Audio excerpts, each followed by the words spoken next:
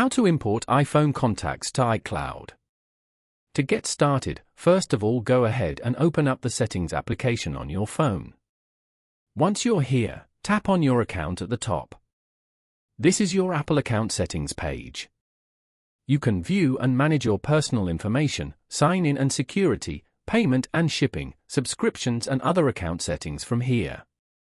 On this page, scroll down and tap on iCloud. Now, tap on See All beside Saving is paused. From here, you can manage how apps and features on this iPhone sync to iCloud. Scroll down to check if the Contacts option is on or not. If not, turn on this option.